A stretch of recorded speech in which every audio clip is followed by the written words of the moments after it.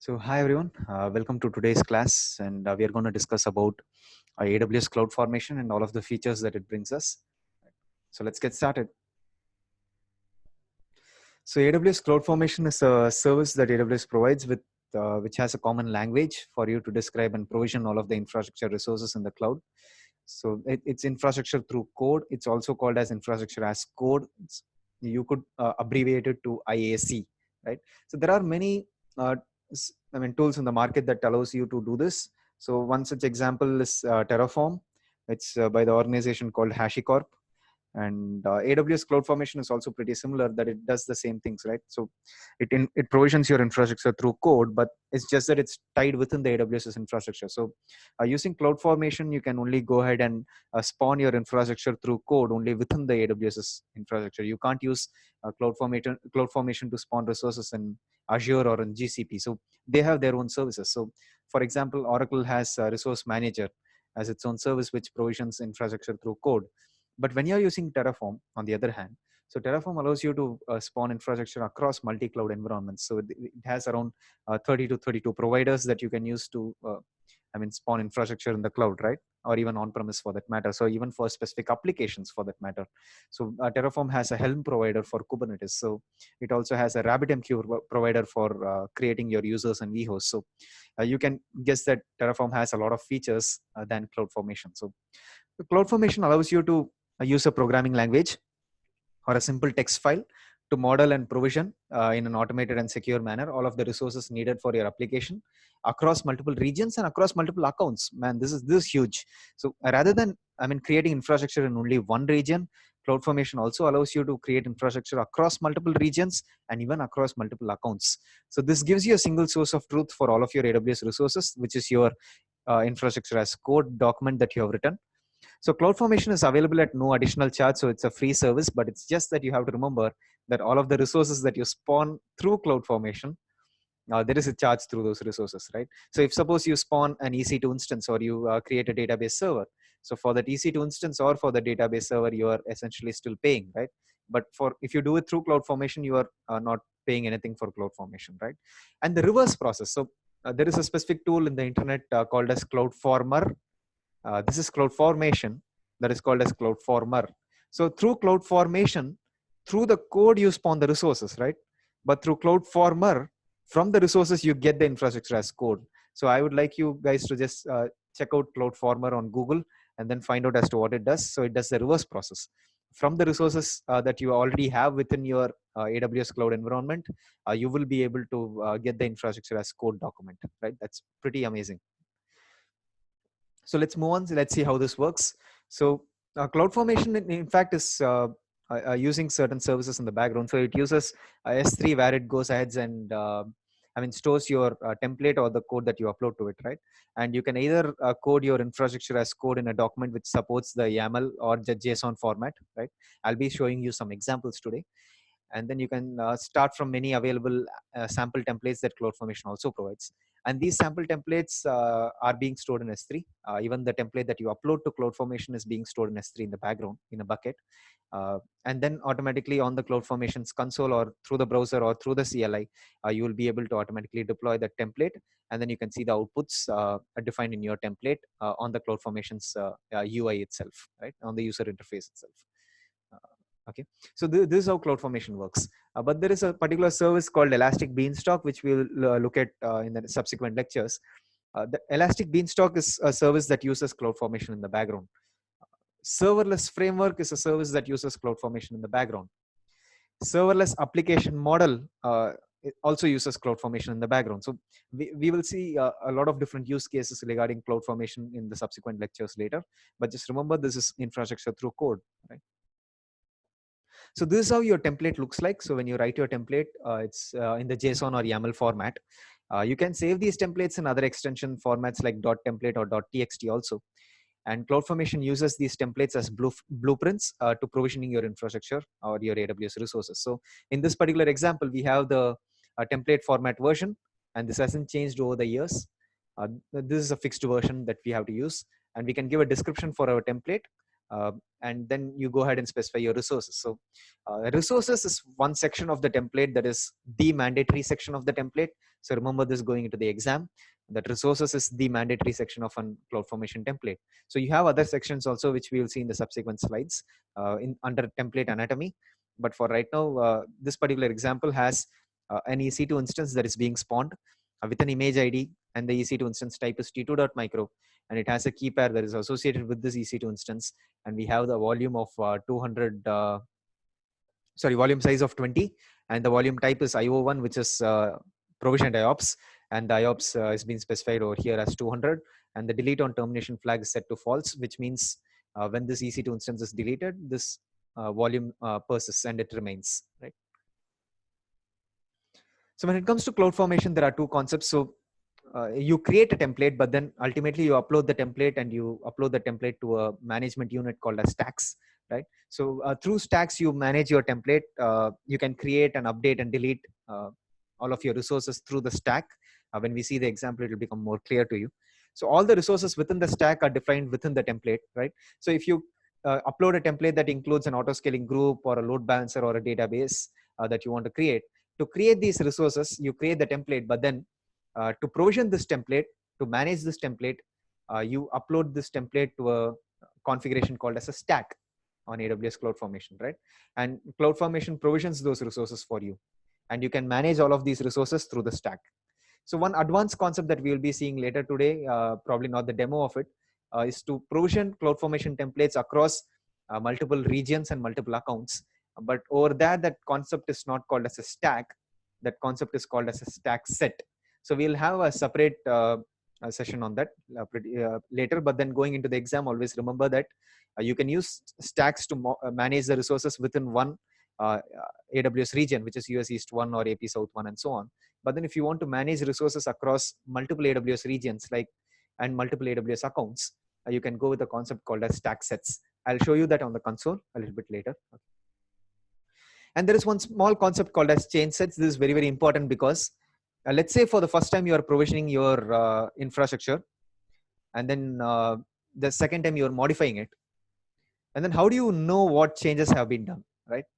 Obviously you know it, but then do you think that these changes require a new EC2 instance to be spawned, or probably a new database instance to be spawned, or something like that, right?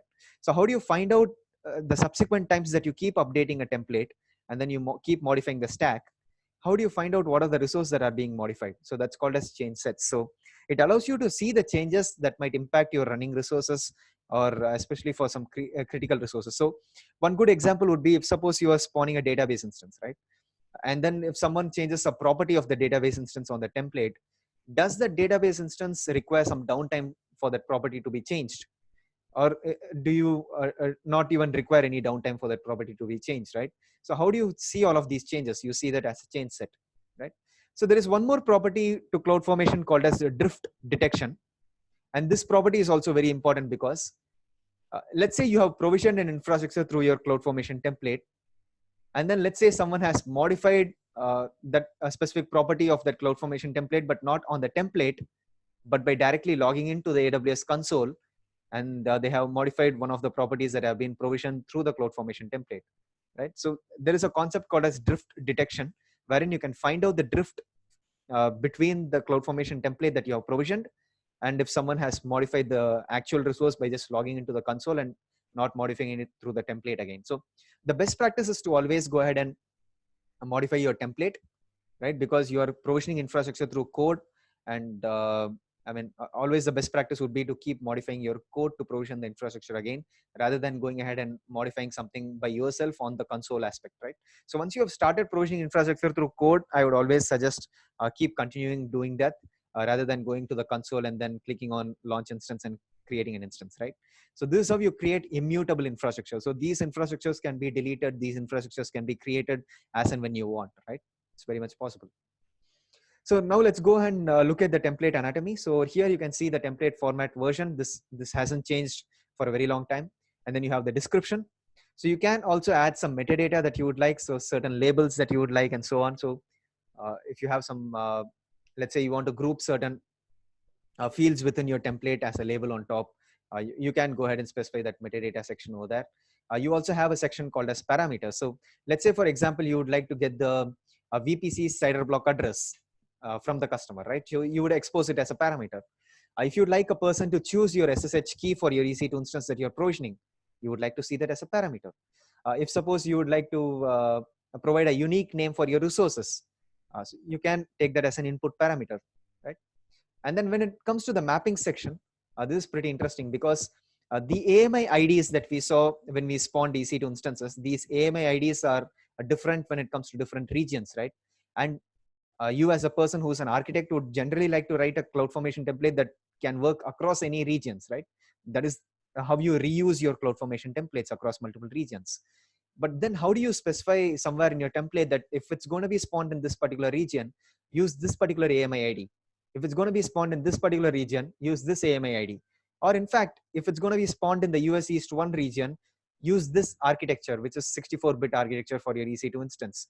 Or if it's going to be spawned in AP South 1 region, probably use the 86 architecture for your AMI. So how are all of these things mentioned? So you mention all of those through mappings, right? So that's a pretty critical section of your CloudFormation template when you are creating reusable templates across multiple regions. And in fact, even when you choose your availability zones within your VPC, how do you go about doing that? Through mappings, right? So I'll show you an example regarding that and you'll get more clarity on that. Right, and there is one more section to your CloudFormation template called as conditions. So let's say, for example, in your Northern Virginia region, you have 6 availability zones. In your Oregon region, you have 4. Ohio, you have 3. But when it comes to the Northern California region, you have only 2, man. So when it comes to that, and you want to create a VPC and you want to create a template that applies across multiple regions, and you want to utilize, let's say, only 3 availability zones, but then unfortunately your Northern California region alone has only 2 availability zones and it does not have 3. How do you ensure that within your template you do that? So we are going to create a condition within our template wherein if suppose the requested region is the Northern California region, we do an if condition and we specify that if it's the Northern California region, then I'm going to use only 2 availability zones. But if it's any other region, I'm going to use 3 availability zones. So I'll show you an example regarding that. And then we are not going to study about the transform, but if suppose I'll just give you a small idea regarding that. So if suppose you are using the serverless framework or you're using the SAM, serverless application model, wherein you're provisioning your infrastructure through CloudFormation, you can use a transform section over there. So more details regarding that at a later lecture. Okay. And resources, as you saw, is the mandatory section for your CloudFormation template. And without the resources section, your CloudFormation template will not be provisioned. And you can exclude all of the other settings if you want all of the other sections, but resources is the mandatory section of your CloudFormation template. And under the resources section is where you specify, I want to create a VPC, I want to create subnets, I want to create internet gateways, I want to create NAT gateways, I want to create routing tables and so on, right? And EC2 instances or database instances and so on. And finally, when we come to the output section of your CloudFormation template, we can go ahead and specify outputs wherein if suppose after an EC2 instance has been provisioned, I would like to get the public IP of that EC2 instance. Or after the EC2 instance has been provisioned, I would like to get the public DNS of that EC2 instance. Or if a load balancer has been provisioned, I would like to get the DNS name of the load balancer. How do you get all of these? Once the resource has been provisioned, you specify all of those settings in your output section, right? So similarly, when you want to list all of the public subnets within your VPC, how do you do that? You can specify that in your output section. So once your subnets have been created and all of your resources have been created, you'll be able to see the output section wherein you can see all of the outputs that you have specified, right? So this is the template anatomy. So you have to remember this. Now let's do a sample example over here wherein we spawn an EC2 instance, right? Let me just copy this.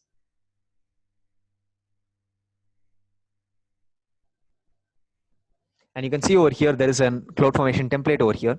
Let me just copy this CloudFormation template, right? And let me go to my VS Code editor and let me just open a new file over here and let me paste the CloudFormation template over here and let me save it as a YAML file.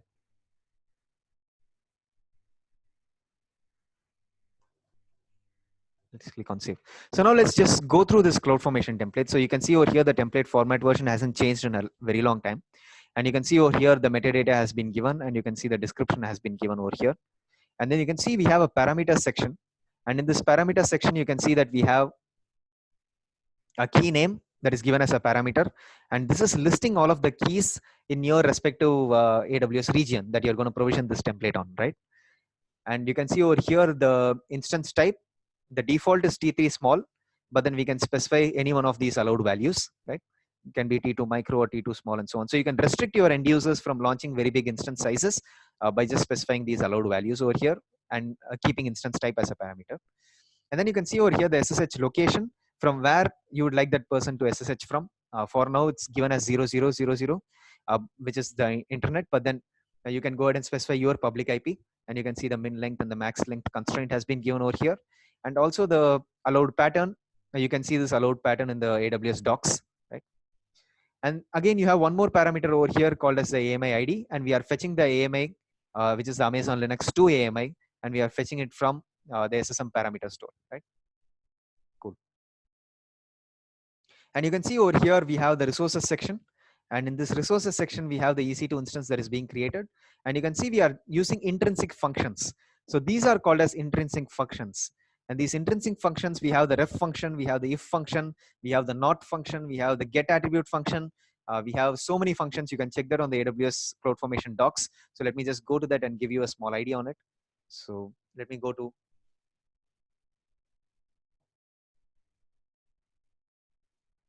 AWS CloudFormation intrinsic functions. So you can see we have so many intrinsic functions over here. We have get attribute, we have the ref function, we have the substitute function, we have the split function for lists, we have the select function, we have the join, we have the import value, we have the export value also as a function, right? And then we have the CIDR function, and we have some functions along the lines of condition also. So you can see over here we have and, equals, if, not, or, and so on. So you can read through these docs, and they have classic examples over here also regarding that. So going back to over here, you can see we are just referring the instance type that has been specified in the parameter. So if I just take this instance type is nothing but your parameter that you specified over here. So you are referring the value from that instance type. From that parameter, the person has inputted the instance type for. And then you can see over here, we have created a security group also over here as one of the resources. And we are referring that security group over here, and it's specified as an array where we have the square braces. And then the key name is being specified from one of our parameters, which is the key name on top, right? And we are referring one more parameter over here, which is the latest AMI ID, right? And this is coming from here as one of the parameters. And then you can see in the instances security group, you can see over here, we are referring the SSH location, which was one of our parameters using the ref function. So this security group will be associated with this EC2 instance. And if we specify that our IP address over here, then we will only be able to SSH, right? And then you can see we have the output section where we have the instance ID, and we are referring to the EC2 instance. Once the instance has been created, we are referring to this particular resource over here to get the instance ID. But then now is where we are using the get attribute function, wherein we can specify the respective resource, and we can also specify an attribute of that resource, which is one of the metadata of the EC2 instance, right? So over here we have specified the availability zone. Similarly, we have specified the public DNS and also the public IP of the EC2 instance. Now let me go ahead and show you as to how we can go ahead and create this resource. So let's go to CloudFormation. And the way you create resources over here is you use stacks to manage your resources. So, and even your templates, right? So let's go ahead and click on create stack. Let's click on with new resources. And I already have the template ready. So I'm going to upload the template over here. And you can see over here, you can use a sample template. You can also use the designer, but I'm just going to take some time to talk about the design a little bit later. So we can go ahead and click on upload file. I'm going to choose my file. So I already have my file within this particular directory. So you can see we have our ec2.yaml. I have uploaded this, and you can see over here, it's going to upload this on the background to an S3 bucket, right? Which it's going to manage, which is called a CF template, which it has created. And we are going to go to next. And you can see over here, we can enter the stack name. I'm just going to call it as EC2 stack. And you can see all of the parameters that we mentioned within the template are being listed over here. So we have the instance type, key name, latest AMI ID, SSH location. We have the instance SSH location, latest AMI ID, instance type, and key name. So it's asking us for all of these parameters. And we are going to choose the T2 micro because we are within the free tier. I would just like to continue with that. And we can choose the key name, and I have my key name with, so this is a list that is being updated over here, right? So I'm going to choose my key name. right? And I'm going to leave the AMI ID, which is Amazon Linux 2 AMI. And the SSH location, I'm going to specify my SSH, my IP address, right? I'm just going to copy my IP address and I'm going to paste it over here. But again, remember, you have to specify a /32. But let's see if it works without the /32, because we have an allowed pattern filter over there, right? Click on next. Okay, so it worked without that. Okay, so you can see we have we can allocate tags to our CloudFormation template just to identify which team it is part of, and it's very helpful when it comes to the cost aspects, right? And this is where you choose your permission. So by default, what permissions would CloudFormation get when you're going ahead and creating a stack and you're deploying a stack?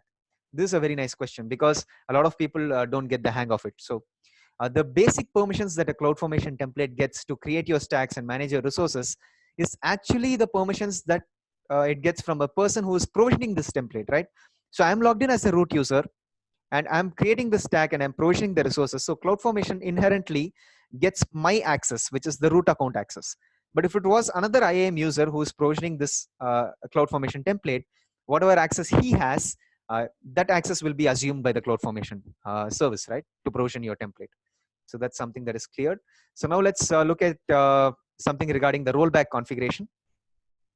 So in the rollback configuration, you can see over here is if suppose the stack does not finish creating within that amount of time, you can go ahead and create a CloudWatch alarm, which we studied in the previous class. And you can go ahead and trigger that alarm and trigger an SNS notification stating that your stack hasn't been provisioned completely and it has had a rollback, right? And similarly to a stack policy, you can also create a stack policy to specify that you can protect some of these resources from being updated, or some of the resources from being unintentionally, deleted.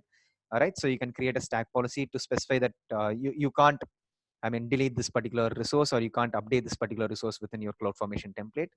And there is also one thing that I would like to mention over here regarding a deletion policy. So that is very, very important when it comes to your exam perspective also. So a deletion policy can be specified to retain.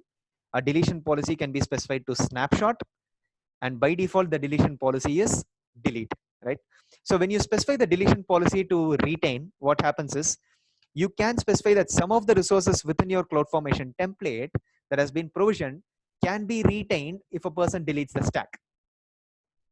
And if you specify it to snapshot for EC2 instances and for RDS instances, what happens is whenever someone deletes the stack, and for that particular resource alone, you have a deletion policy of snapshot, that particular resource will have the snapshot being created, and then only that resource will be deleted, right? That's pretty useful when it comes to deleting RDS instances and you want to create a final snapshot before deleting your databases, right? And when it comes to buckets, you can have a retain policy on that bucket to specify that even if someone deletes the stack, I will still have my bucket with me because I have specified the deletion policy as retain. So always remember, you have 3 deletion policies. You have delete, you have retain, and you have snapshot. And by default, the deletion policy takes the delete capability, but then you can also specify the deletion policy within your CloudFormation template as retain or snapshot, right? If suppose you would like that resource to be retained whenever someone deletes the stack and so on. And you can also get notification option by configuring SNS topic over here. You can also get the stack creation options over here. So you can see over here, you can roll back on failure is enabled. So if suppose some resource is not created, or if suppose it errors out, automatic rollback will be done over here. And you can also see that we can enable termination protection for my stack, that no one can delete my stack until they have disabled this particular setting, right? So by default, it is disabled. So we can go ahead and click on enable right now to just show you that. Let's go ahead and click on next. And you can see over here, we can see the review of our stack. We have the instance type. We have all of our parameters being inputted over here. Let's go ahead and go down and let's go ahead and click on create stack. So it failed to satisfy this constraint, right? It should have a slash. That's why I was thinking, man, there was an error. So let's go back. Let's go to the previous screen and let's put the /32 over here because that's one single IP address. Let's go to next. Let's look at whether this is enabled. Yeah, termination protection is enabled. Let's click on next and let's go down and click on create. So now the stack is going to be created. So this is the user initiated reason. You can initiate CloudFormation stacks from CloudWatch events also. Just putting a note over there. So let's refresh and see.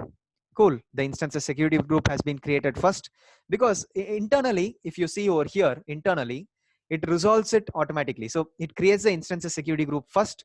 and then it creates the instance, because you need the security group first before you go ahead and create the instance, right? Because you all know, when you went through the 6 screens of creating an instance, the security group was the last screen, right? And you needed the security group before you go ahead and create the EC2 instance. How did it find out that it had to create the security group first before going ahead and creating the instance? Because you have a ref function over here. So it internally finds out the dependencies, and you can also have a depends on condition, which I'll tell you later. But then you can also have a depends on. Other than that, you can have this internal reference to another resource, so that it will create this resource first and then only go ahead and create this resource. So it internally finds out the dependencies between resources by just using the ref function and so on. So let's go forth and see whether it has created the instance completed. So the stack is complete. Our instance has also been created. So let's go to instances and let's see whether our instance has been created, right? So opening up EC2, I'm just going to open running instances. I don't think we have provided a name for that instance, but let's see if an instance has been come to the running. So you can see over here, this instance is in the initializing status right now. But if you see the tags, you'll see that it has come from CloudFormation. This is beautiful. So CloudFormation by default associates 3 tags for our EC2 instance, right? So that we can identify whether it has come from CloudFormation or not. And it has created this EC2 instance for us. And you can see over here, it has also created the security group for us, right? This is pretty cool. And the security group has an inbound rule, which comes from my IP address, right? Now, if I want to go ahead and modify this template, right? Let's go ahead and modify this template. So what I'm going to do right now is I'm probably going to go ahead and change something over here. Let's change something. Let's go ahead and probably change the EC2 instance to probably go ahead and have a different instance type. Yeah, let's see if that works. So let's go to upload the same template, right, with new resources, right? Upload the same template. Okay, not with new resources. Sorry. Let's click on the EC2 stack. Let's go ahead and update this stack. Sorry. Yeah, and we already have the template with us, but we are going to replace the current template. We are going to upload this template again, right? And we are going to choose the template again, and we are going to update it again. Right? But this time we are not going to go with the T2 micro. We are going to go with T2 small, right? And this is one change that we have done. Everything else we are going to keep it the same. Let's go down and let's click on next. But this time, instead of creating this resource, I'm just going to go ahead and view the change set, right? Let me wait for the change set to be created just to show you guys. So you can see over here, this is a conditional replacement. Let's view the change set. And you can see over here, it's going to do a conditional replacement for this EC2 instance. Let's go ahead and execute this change set. So this is very helpful for us when we want to see whether what changes are going to be created in our infrastructure before going ahead and applying these changes, right? So if someone goes ahead and modifies a database property and it's a critical database that you would like to always keep it running, and then someone changes a property and then you don't see the change set, and then you go ahead and apply the change set, it could result in probably a downtime of your database, right? It's very much possible. So let's go ahead and execute this change set right now. So update is in progress. So it will take a little bit of time. In the meantime, let me walk you through another CloudFormation template. So let me go over there and walk you through another CloudFormation template. But before that, let us just check the resources that were created. So there was one security group that was created, and you can see that this instance update is in progress right now. And you can see we have outputs over here. So this was the one that I was mentioning about.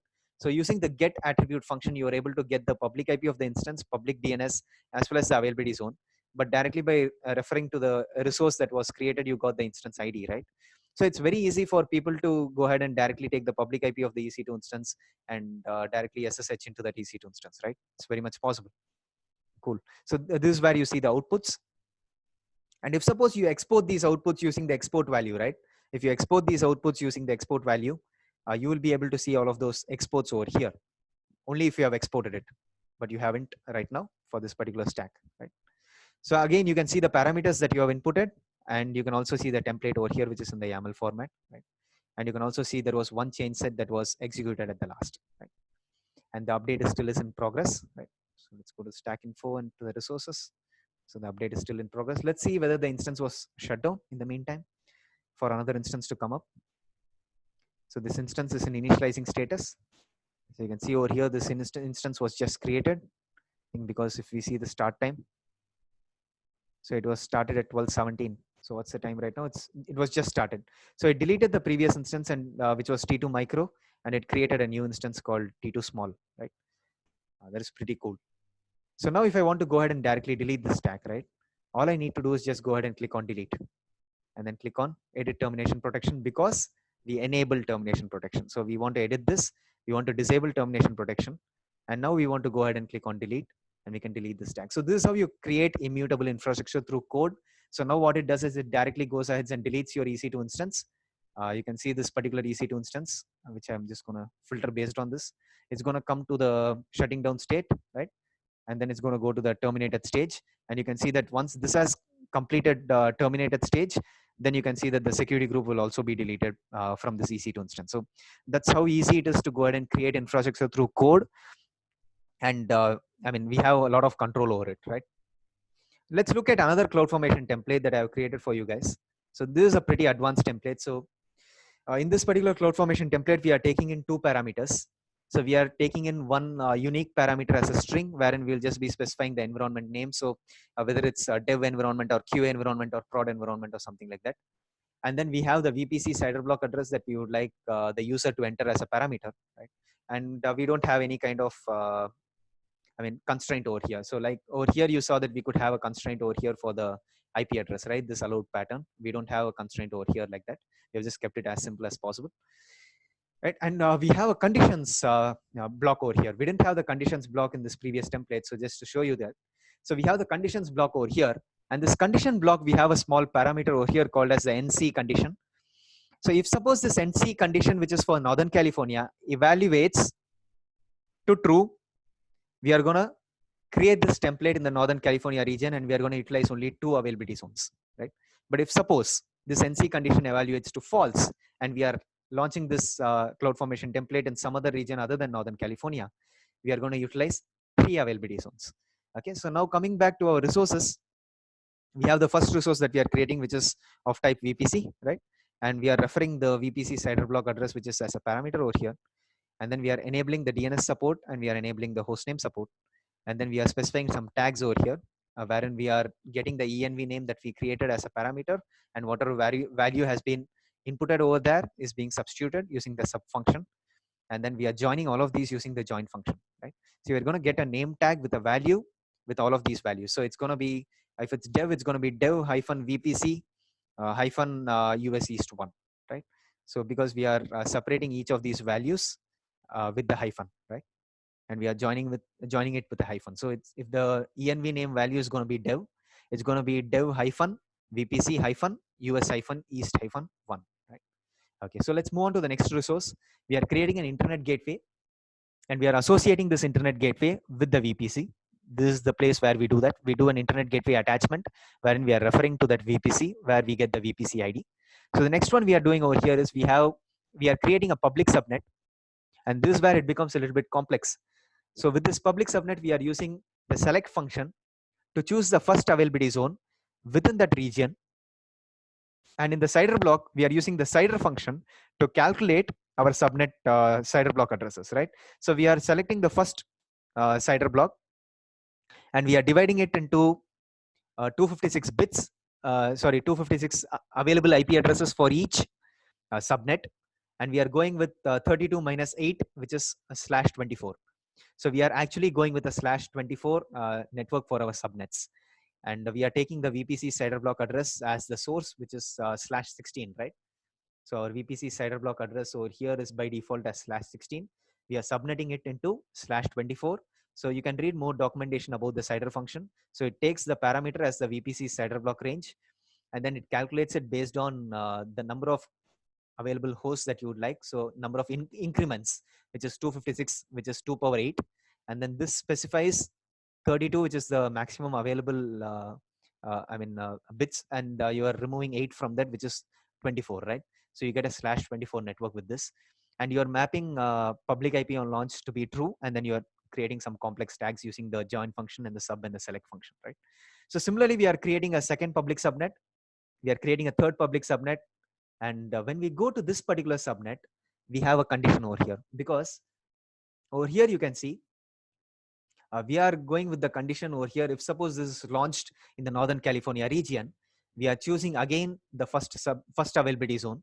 But if it was some other region other than Northern California, we are going with the third availability zone over here. So 2 represents third. So because you go with 0, 1, and then 2, right?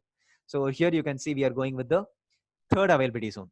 But if it's the Northern California region, we are going back to the first availability zone over there, because we can juggle only between a 0 and 1 in the Northern California region. So this is where you do some complex if conditions, and you do some select based on the if conditions and so on, right? So similarly, we are creating our fourth public subnet. So we have our public subnet tier over here, which is our DMZ tier, demilitarized zone tier within an organization, where we have all of our public subnets. And then here we are creating our private subnet. So this is where we have our web private layer. Okay. So where we are creating 4 private subnets for the web layer. And then we are creating 4 private subnets for the services layer. And then we are creating 4 private subnets for the data layer. So in the data layer is where you would have all of your databases, which is void of internet access. So that's the reason why map public IP on launch is false. And then even your private subnets for your services layer, where you have your internal Lambda functions running and so on, would be private in nature. And then your web private layer would be where you probably have your EC2 instances. And in your DMZ layer would be where you have your load balancer and so on, right? So we are creating 4 different layers over here. We are creating a DMZ layer with 4 subnets, 4 public subnets. We are creating a web layer with 4 private subnets, and services layer with 4 private subnets, and your data layer with 4 private subnets. And once you have created all of these subnets, and you have your conditions based on your Northern California region or any other region, you are creating your NAT gateway over here, and you're creating your elastic IP for the NAT gateway.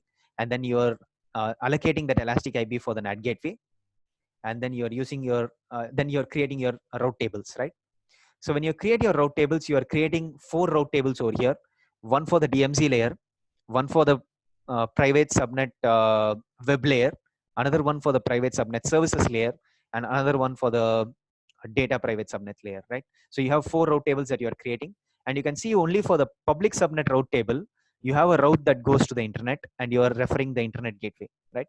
But for all of your other route tables, you are referring the NAT gateway, right? So because all of these are private in nature, and from the NAT gateway, so from the private subnet, you get internet access through your NAT gateway, right? And then you can see that you have to associate all of your subnets. So I'm associating the private subnet 1, 2, 3, and 4 for your web private, 5, 6, 7, and 8 for my services private. Then we have your 9, 10, 11, and 12 for your data private, right? So once you have finished all of that, you have your outputs block where we are just getting the list of all my DMZ subnets. We are getting the list of all of my services subnets, list of all of my data subnets, and my web subnets. So using the join function, I'm just getting the list. So let's go ahead and provision this template, and let's see what it does. So let's go back to CloudFormation. You can see the previous stack would have, okay, it's still delete in progress. It should have deleted. Let's just see. So delete is complete. So even the events delete is complete. Let's probably just refresh this once. So yeah, it's gone. So let's go ahead and create a new stack right now with new resources. I'm going to upload a template file. This time I'm going to choose my template file, right? This is the VPC. And we are going to go to next. And this is where I'm going to specify my stack name.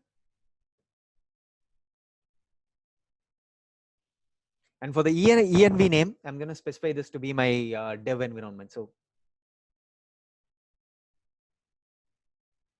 and for the CIDR block address, I'm going to specify my, I'm just going to leave it as default. But remember, you can specify any one of your RFC 1918 CIDR block address range over here, which is the 10 series or the 172 series or the 192 series. Let's go ahead and click on next. So you can see over here, we are not going to modify any of these configurations. We already spoke about this while we went through the previous one. And you can see over here, we have our respective parameters that we have passed, right? And let's go ahead and directly create the stack. So we are doing this in the Northern Virginia region, which means we will be leveraging 3 availability zones over here. So I'm just going to wait for some time, and just fingers crossed, hope nothing fails right now. Yes.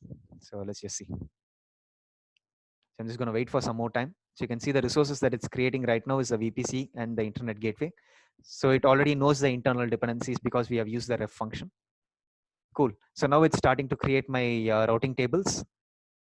cool. It has finished creating all of my subnets, creating my routing tables. And when it's fixed at the NAT gateway, we will go ahead and look at the VPC console and we'll see what has happened. Right?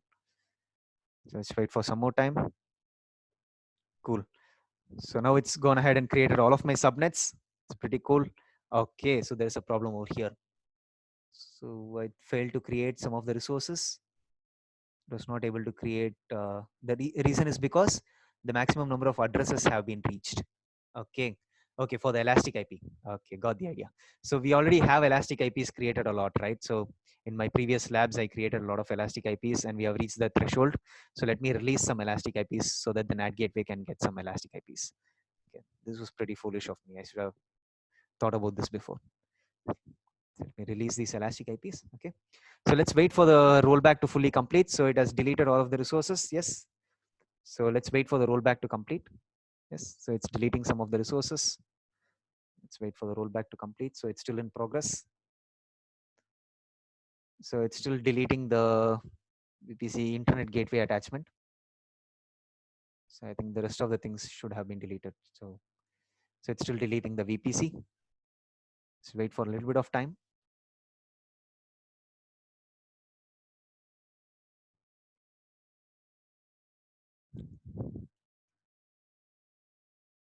Okay, so it has deleted the VPC completed. It's complete. So rollback is also complete. So let's go ahead and create a new stack this time and let's upload our file. So now you saw what happens when an error occurs, right? You saw where the errors are and how do you read those errors. So it's pretty nice. So we're just going to call this as VPC stack new. And the env name, like previously how we mentioned, it's dev. We're going to leave the same CIDR block address. Let's click on next. Let's click on next. Scroll down, click on create. So this time I'm pretty sure it should work because we were running into issues regarding Elastic IPs limits. So we have a limit of 5 Elastic IPs within the region, right? So that was the limit. So let's go ahead and look at this time whether it's created successfully. So right now it's creating the VPC and the internet gateway.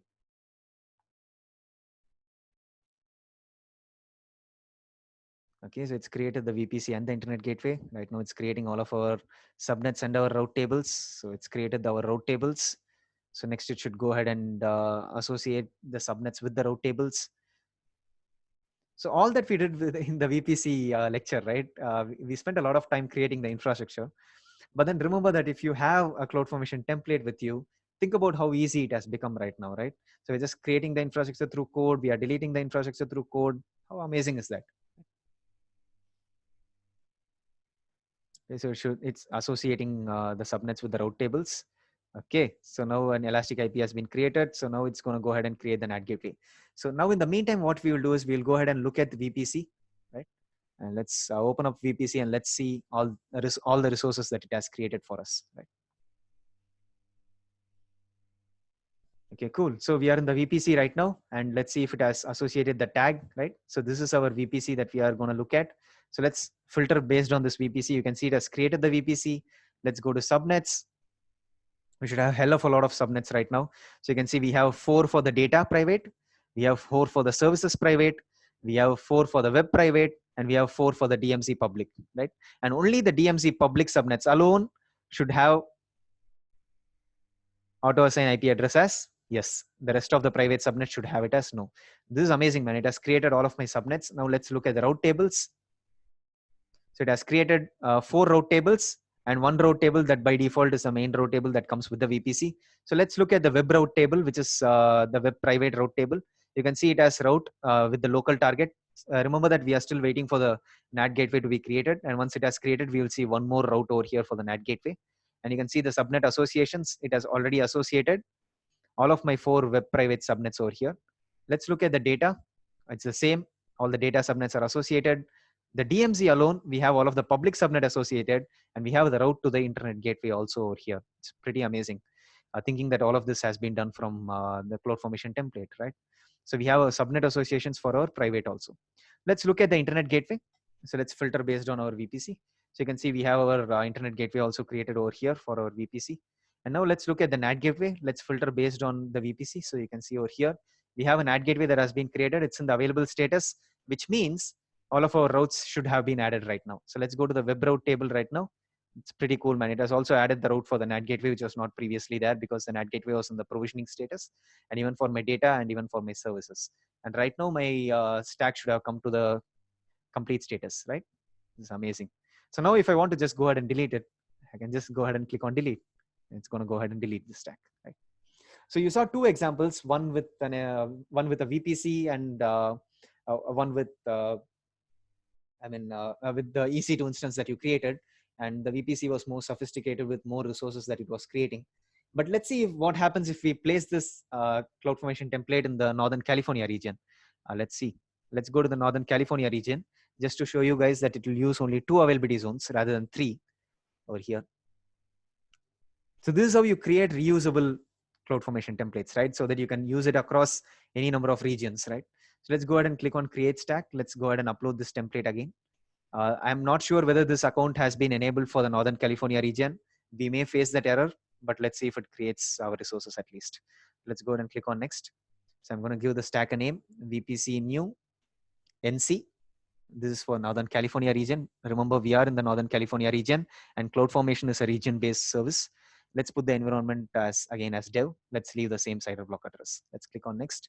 Scroll down, click on next, and fully scroll down, click on create stack. Fingers crossed. I just hope we don't run into an error over here because this region was not enabled and something like that. So it's trying to create the VPC and the internet gateway. Just wait for a second.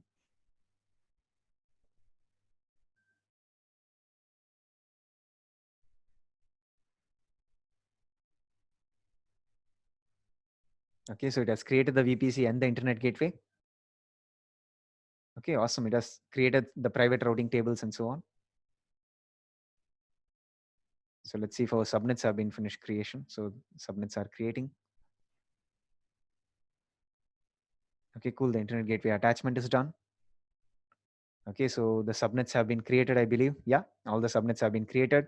And right now it's in the DMS, it's doing the route table association. And I think this should also be completed in a second or so. Yeah. Cool. Even the association has been completed. So it's right now in the process of creating an NAT gateway. So now let's go to VPC in that Northern California region. But in the meantime, let's go to the VPC in the Northern California region. And let's look at whether it's using 2 availability zones because we have only 2 availability zones in the Northern California region. Let's go to subnets over here. And you can see we have all of these subnets that have been created, right? And you can see right now it's using the US West 1C and the West 1B. So there are only 2 availability zones in the Northern California region, and we are utilizing only those 2 availability zones thanks to the conditions that we mentioned in our CloudFormation template, right? So if you spawn this in any other region that has 3 availability zones, you'll be leveraging 3. But if it's the Northern California region, you'll be leveraging only 2 availability zones, right? So the template, the way it has been written right now is we are leveraging only these 4 US regions. But if you have to make it applicable across all of these regions, remember that you have to write some more conditions on your CloudFormation template, right? But right now, I'm pretty sure any region that has 3 availability zones will work. But any region that has 2 availability zones may not work. But right now I have written the template only for the Northern California region to work with that condition. But then remember that you can do any kind of advanced conditions in your CloudFormation template that you would like to, right? So let's see if this stack has also finished creation, right? Still in the creation progress. So I'll just go ahead and delete this stack. So, some more things regarding CloudFormation that I haven't mentioned before is you can go ahead and let's go back to the Northern Virginia region. So you can also, I also mentioned one thing that we can go ahead and launch CloudFormation templates across multiple regions and multiple accounts, right? So the way that you do that is go with stack sets, right? So the way you go with stack sets, you go ahead and create a stack set. So they have default stack sets already ready for you. So you can go ahead and choose from any one of these templates that they have for you. So you can enable CloudTrail, you can enable config, you can enable guard-duty, and this can be enabled across regions, across accounts. So you can go ahead and choose CloudTrail right now, and you can go ahead and choose next. I'm not going to provision this, but just to show you. So you can go ahead and give the stack a name. So I'm just going to give this a name called as CloudTrail multi-account stack, right? Or multi-region or multi-account, multi-region. Let's just give both the names. Multi-account, multi-region stack. So you can see over here whether you want it to be applicable across regions, you can set it to true. Whether you want to enable global events for your CloudTrail, set it to true. You don't want a notification email over here. Whether you want to publish to an SNS topic, you can, I'm just going to leave it as false, but I'm going to have log file validation enabled, right? This is something that we spoke about when we spoke about CloudTrail having hashing and digest files to find out whether some of your log files have been manipulated or not. Let's click on next. So this is where you have to go ahead and choose you have to specify your tags, and then we are going to go with service managed permissions, right? I'm going to click on next. So you can see over here, you can deploy this to an AWS organization, deploy it to individual organizational units, right? That's also possible. So this is some advanced concepts which we will study at a later point of time. And here you can specify all of your regions where you want CloudTrail to be enabled, right? So you can select individual regions where you want CloudTrail to be enabled. And this CloudFormation stack, what it's going to do, the stack set is, it's going to go ahead and deploy individual CloudFormation stacks in those respective regions, and the stack set is going to monitor those individual deployments. And then finally, when those individual deployments have finished, finished deployment, then your CloudFormation stack set is going to say deployment is complete, right? So you can choose this to do it across multiple regions and across multiple accounts, right? Right now, CloudFormation Stackset also supports deploying to AWS organizations where you have your respective organizational units or to your entire organization, right? So again, the deployment options for concurrent accounts and for fault tolerance and so on. You can modify these settings over here. But again, these things are not asked in the exam, right? Let's go to the next option. So this is where you review your screen and you go ahead and click on submit, where CloudTrail is enabled across your across the US East 1 region, across the EU West 1 region within this AWS account, right? Cool. You can also specify additional AWS accounts also. Let's click on cancel right now. So one more thing that I would like to show you regarding CloudFormation is other than using stack sets to deploy across multiple AWS accounts and multiple AWS regions and so on, you can also go ahead with designing your CloudFormation template using the CloudFormation designer, right? So small information regarding this, I think Cognizant company is going to screw me. They may even put a case regarding this if suppose I mention this. But yeah, so Cognizant was one of the companies who started doing this using the Flash, Adobe Flash, product, where they were developing this kind of a solution for CloudFormation. But then AWS themselves went ahead and started doing this internally, and then they converted this to be HTTP based and HTML based, right? Before this was done within Cognizant as one of the projects using Adobe Flash. So I think you can still see that in the marketplace. So it's called as Cloud Designer.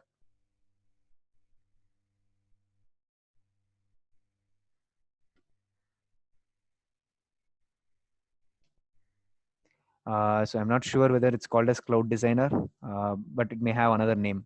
But it was there.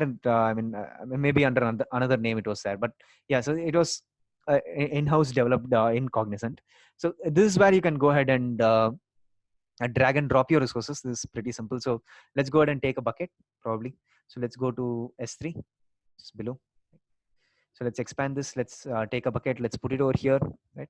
And you can see over here, it has automatically added your resources and some of the properties that you can mention for your S3 bucket. You can get it from the AWS Cloud documentation, right? And you can specify your metadata, your deletion policy, which is, like I mentioned, it's a retain, right? And whenever you do some modification over here, you have to just validate the template again, so that, and you can go ahead and refresh over here to refresh the designer, right? It's perfect. So you can also go with another deletion policy over here called as snapshot, right? And the default deletion policy is delete. So this is very, very important when it comes to the exam perspective, wherein again, I'll reiterate on this because it's very important for the exam. So if suppose you would like to create some resources and you don't want these resources to be deleted when the stacks are deleted, you would go with the retain. And if suppose you have a database server that you have created through the CloudFormation template and someone has deleted the stack and you don't want the database to be deleted, you can go with retain. But if suppose you want the database to be deleted, but it should have a final snapshot before it's deleted, you can go with the deletion policy of capabilities snapshot.